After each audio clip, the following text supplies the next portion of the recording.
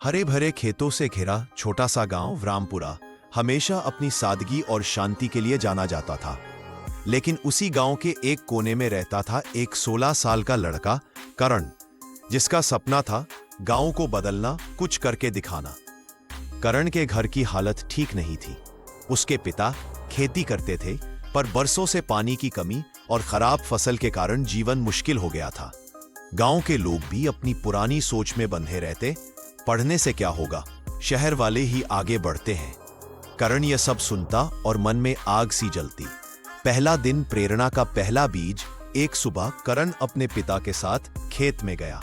सूखी मिट्टी, टूटी नालियां और टपकता पानी देखकर उसके मन में ख्याल आया, अगर पानी की व्यवस्था ठीक हो जाए तो पूरा गांव बदल जाएगा। वह घर जाकर घंटों बैठा रहा, कुछ सोचते हुए।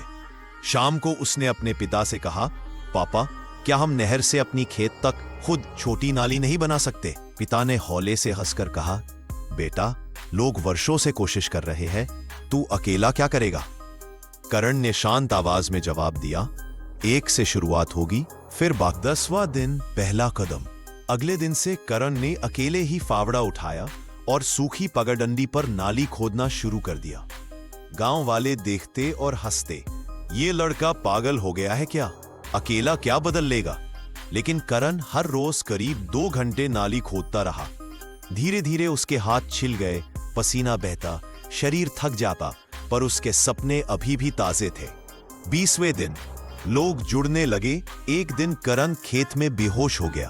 पिता दौड़कर आए, पानी पिलाया। उसकी हिम्मत देखकर पिता की आंखें भर आईं। उन्होंने कहा, बेटा, अगर तू इतना कर सकता है तो मैं भी तेरे साथ हूं। अगले ही दिन 2 मजदूर जुड़ गए, फिर 2 और, फिर कुछ युवक जिन्होंने करण का हौसला देखा। धीरे धीरे पूरी टोली नाली खोदने लगी। गांव वाले जो पहले हंसते थे, अब चुपचाप देखते थे। ये लड़का सच में शायद कुछ कर रहा है। 45वें दिन, पानी का चमत्कार। एक दिन सुबह गांव वालों ने देखा, नहर का ठंडा पानी धीरे धीरे नई नाली से बहता हुआ आ रहा है। गांव के खेतों में कई साल बाद पानी पहुंचा था। लोग करण के पिता गर्व से बोले, यह चमत्कार नहीं, मेरे बेटे का सपना है।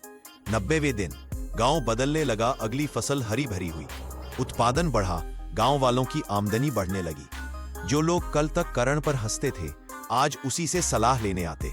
करण ने गांव के बच्चों को इकट्ठा किया और बोला, अगर हम सब मिलकर अपने गांव के लिए छोटा सा काम भी कर दे तो गांव खुद बदल जाता है। बच्चों ने सफाई अभियान शुरू किया, युवाओं ने पढ़ाई का केंद्र बनाया, औरतों ने सिलाई कढ़ाई का समूह बनाया।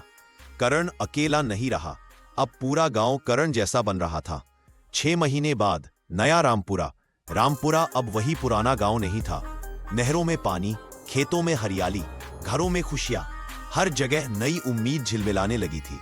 गांव के बुजुर्ग सरपंच ने सबके सामने कहा, गांव बदलने के लिए बस एक इंसान की जरूरत थी, और वो करण था।